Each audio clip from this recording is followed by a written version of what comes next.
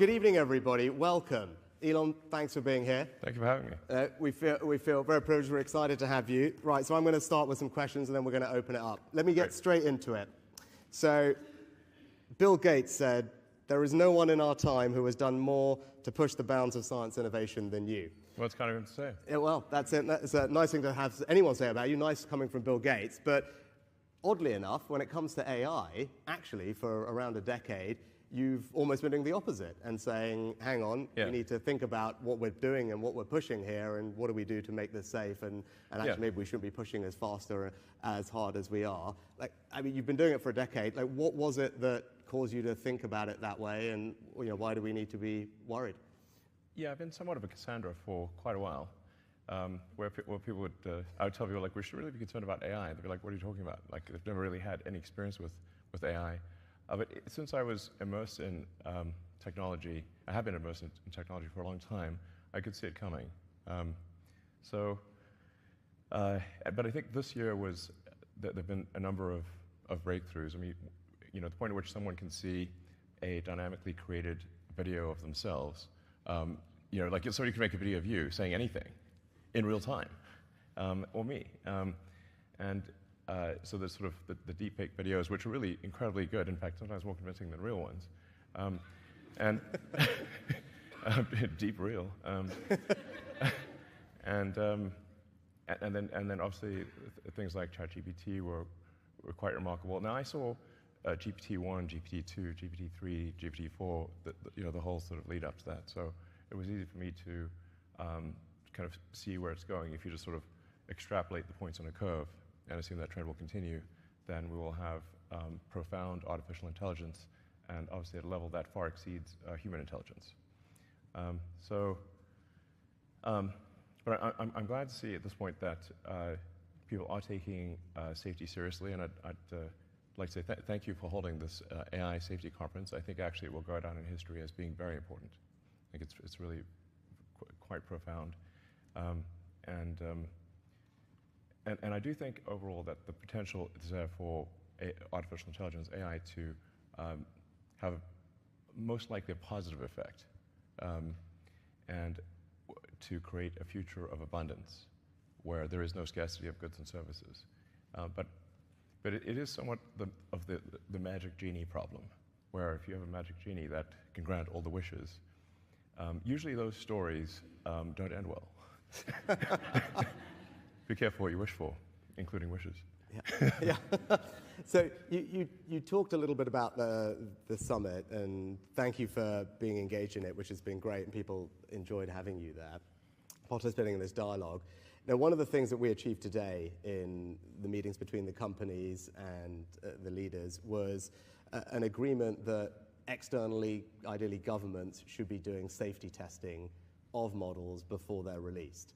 I think this is something that you've spoken about a little bit. It was something we worked really hard on because my job in government is to say, hang on, there is a potential risk here, not a definite risk, but a potential risk of something that could be bad. My job is to protect the country. And we can only do that if we develop the capability we need in our safety institute and then go in and make sure we can test the models before they are released. Delighted that happened today, but what's your view on what we should be doing, right? You've talked about the potential risk, right? Again, we don't know, but what are the types of things governments like ours should be doing to manage and mitigate against those risks? Well, I generally think that it is good for government to play a role when the public safety is at risk. So, really for the vast majority of software, the public safety is not at risk. I mean, if the app crashes on your phone or your laptop, it's not a massive catastrophe. But when you're talking about digital superintelligence, I think, which does pose a risk to the public, then there is a role for government to play to safeguard the interests of the public. And this is, of course, true in many fields, aviation, cars. I deal with regulators throughout the world because of Starlink being communications, rockets being aerospace, and cars, being vehicle transport. So I'm very familiar with dealing with regulators, and I actually agree with the vast majority of regulations. There's a few that I disagree with from time to time, but 0.1% probably, less than 1% of regulations I disagree with. So, and there is some concern from people in Silicon Valley who who've never dealt with regulators before, and they think that this is going to just crush innovation and slow them down and be annoying. But and it will be annoying. It's true. They're not wrong about that.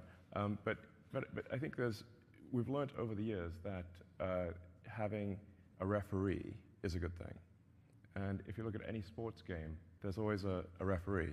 And nobody's suggesting, I think, to have a sports game without one. And I think that's the right way to think about this, is for government to be a referee to make sure the sportsmanlike conduct and that the public safety is, is addressed, that we care about the public safety. Because I think there might be, at times, too much optimism about technology. And I say that as a technologist. I mean, so I ought to know. And like I said, on balance, I think that the AI will be a force for good, most likely, but the probability of it going bad is not 0%. Yeah. So we just need to mitigate the downside potential. And then how, you talk about referee, and that's what we're trying to Demis create. right there. Yeah, well, there we go. I mean, and we talked about this, and Demis and I discussed this a long time ago. I'm like literally facing right at him. And actually, Demis, to his credit and the credit of people in the industry, did say that to us. Yeah. I think, Demis said it's not right that Demis and his colleagues are marking their own homework, right? There needs to be someone independent, and that's why we've developed the Safety Institute here. I mean, do you think governments can develop the expertise? One of the things we need to do is say, hang on, Demis, Sam, all the others have got a lot of very smart people doing this. Governments need to quickly tool up capability-wise, personnel-wise, which is what we're doing. I mean, do you think it is possible for governments to do that fast enough, given how quickly the technology is developing, or what do we need to do to make sure we do it quick enough? No, I think it's good. It's a great point you're making. The pace of AI is faster than any technology I've seen in history by far, and it seems to be growing in capability by at least 5-fold, perhaps 10-fold per year. It'll certainly grow by an order of magnitude next year. Yeah. So and government isn't used to moving at that speed. But I think even if there are not firm regulations, even if there isn't an enforcement capability, simply having insight and being able to highlight concerns to the public will be very powerful. So even if that's all that's accomplished, I think that will be very good. Okay. Yeah, well, hopefully we can do better than that. Hopefully, yeah. Yeah. No, but that's helpful. Actually, we were talking before. It was striking. You're someone who spent their life in technology, living Moore's law. And what was interesting over the last couple of days, talking to everyone who's doing the development of this, and I think you'd concur with this, is just the pace of advancement here is unlike anything all of you have seen in your careers in technology. Is that fair? Because you've got these kind of compounding effects from the hardware and the data and the personnel.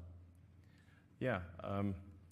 The two, currently the two leading centers for AI development are the San Francisco Bay Area and the sort of London area. And there are many other places where it's being done, but those are the two leading areas. So I think if the United States and the UK and China are sort of aligned on safety, that's all going to be a good thing, because that's where the leadership is generally. I mean, it's interesting, you mentioned China there. So I took a decision to invite China to Summit over the last couple of days. And it was not an easy decision. A lot of people criticized me for it. My view was, if you're going to try and have serious conversation, you need to. But what were your thoughts? You do business all around the world. You just talked about it there. Yeah. Should we be engaging with them? Can we trust them? Is that the right thing to have done?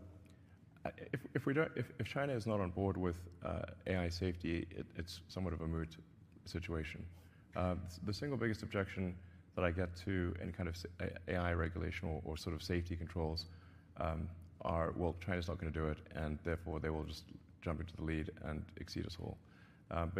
But actually, China is willing to participate in AI safety, and thank you for inviting them. And they, I think we should thank China for attending. When I was in China earlier this year, my main subject of discussion with the leadership in China was AI safety, and saying that this is really something that they should care about, and they took it seriously, and and you are too, which is great. And having them here, I think, was essential. Really, if they're not participants, it's pointless. It's pointless. Yeah, no, and I think we were pleased. I think they were engaged yesterday in the discussions and actually ended up signing the same communique that everyone else did. That's great. Which is a good start, right? And as I said, we need everyone to approach this in a similar way if we're going to have, I think, a realistic chance of resolving it. I was going to you talked about innovation earlier and regulation being annoying. There was a good debate today we had about open source. And I think you've kind of been a proponent of algorithmic transparency and making some of the X algorithms public. And I think we were talking about Jeffrey Hinton on the way in. Yeah. You know, he's been very concerned about open source models being used by bad actors. You've got a group of people who say they are critical to innovation happening in that distributed way. Look, it's a trick. There's probably no perfect answer, and there's a tricky balance. What are your thoughts on how we should approach this open source question, or where should we be targeting whatever regulatory or monitoring that we're going to do? Well, the open source algorithms and data tend to lag the closed source by 6 to 12 months.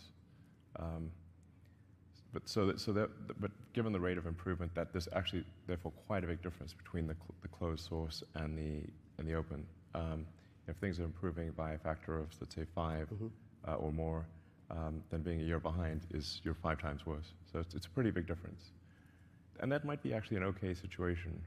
But it certainly will get to the point where you've got open source AI that can do that will start to approach human level intelligence or perhaps exceed it. I don't know quite what to do about it.